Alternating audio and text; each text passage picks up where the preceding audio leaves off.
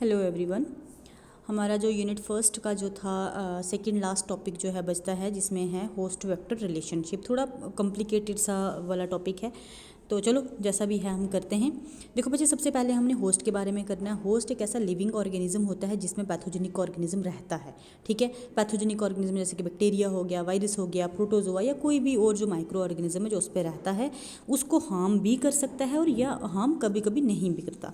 ठीक है, अब देखो आपको कभी कभार आपको मिलेगा कहीं पे टाइप्स ऑफ होस्ट इसमें करना है, जैसे कि प्राइमरी होस्ट है, सेकेंडरी होस्ट है, रिजर्वायर होस्ट है, तो वो आप ऐड कर सकते हो। डिपेंड करता है कितने मार्क्स का क्वेश्चन है। मैं जो करवा रही हूँ 7 मार्क्स के अकॉर्डिंगली। अगर 15 का आ जाता है इनकेस, तो आप क्या करना, उसमें टाइप्स ऑफ होस्ट, इसमें रिजर्वायर होस्ट, प्राइमरी, सेकेंडरी, ठीक है, ये वाले होस्ट भी ऐड कर लेना। ठीक, लेकिन मैं उसके हिसाब से नहीं करवा रही।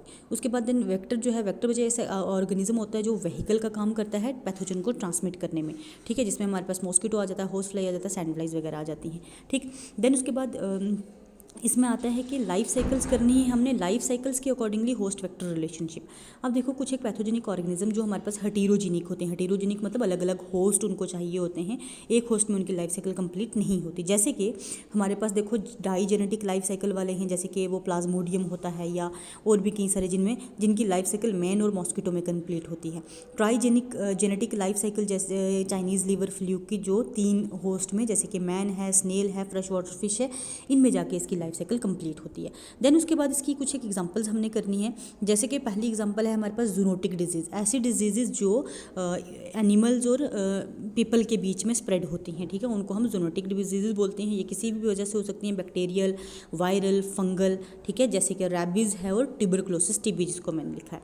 ठीक, अब देखो बच्चे, होस्ट स्पीशीज़ जो होती हैं, ऐसी होस्ट स्पीशीज़ जो वेक्टर जो एक्ट करती हैं वेक्टर की तरह, मतलब किसी पैथोजन को ट्रांसमिट करने के लिए, वो किस चीज़ पर, उनकी फ्रीक्वेंसी किस चीज़ पर डिपेंड करेगी, उनकी अबंडेंस। अगर ज़्यादा वेक्टर प्रेजेंट है तो ज़्यादा डिजीज़ ट्रांसमिट होगी। ठीक है, या उनका कॉन्टैक्ट दूसरे जो बंदे के साथ कॉन्टैक्ट उनका डिपेंड करता है, या उनकी एबिलिटी कितना तेज़ी से वो इन्फेक्शन कॉज करवा सकते हैं। ठीक है, तो ये सारी चीज़ें कंडीशंस होती हैं जिसमें वेक्टर जो है डिजीज़ को ट्रांसमिट करता है। इसमें एक हमारे पास एग्जांपल है वायरीमिया। ये एक ऐसी वायरल कंडीशन होती है, एक ऐसी कंडीशन जिसमें वायरस जो हमारे ब्लड स्ट्रीम में एंटर कर जाता है और ब्लड में रहने के साथ साथ और ऑर्गन्स को भी एसेस में रखता है, उस और ऑर्गन्स पे भी नज़र रखता है। ठीक है, और इसकी वायरीमिया की इंटेंसिटी और ड्यूरेशन से हम निकाल सकते हैं कि उस पर्टिकुलर एरिया में कितने इन्फेक्टेड मॉस्किटोज़ हैं। ठीक है, जितने ज़्यादा इन्फेक्शन होगी, मॉस्किटो जितने ज़्यादा होंगे उतनी ज़्यादा ये इन्फेक्शन स्प्रेड होगी। ठीक, देन उसके बाद ब्लड सकिंग वेक्टर्स हैं।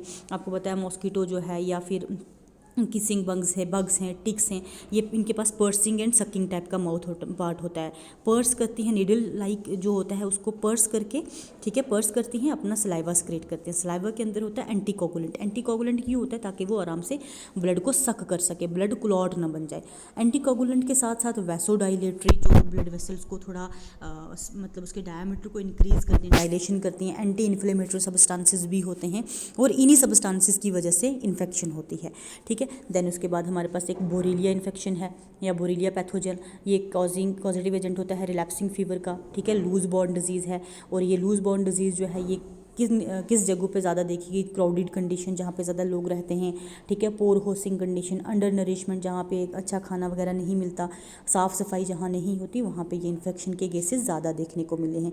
और ये इन्फेक्शन के केसेस जो हैं राइज़ कर जाते हैं, बढ़ जाते हैं विंटर सीज़न में। ठीक है, तो विंटर सीज़न में क्योंकि अच्छे खासे कपड़े लगाए होते हैं, हैवली क्लॉथ पीपर होते हैं, तो उस वजह से ये उस विंटर में जो है स्प्रेड होती है ज़्यादा, या चांसेस इसके बढ़ जाते हैं।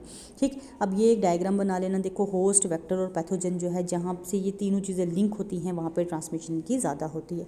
ठीक है, तो ये 7 मार्क्स के अकॉर्डिंगली है। अगर आपको 15 मार्क्स का आ जाता है तो आपको और कोई क्वेश्चन नहीं आता, यही बचता है, तो आप प्राइमरी सेकेंडरी जो मैंने पहले बताया था वो ऐड कर सकते हो। ठीक है, तो आज हम यहीं तक रखते हैं। Thank you so much.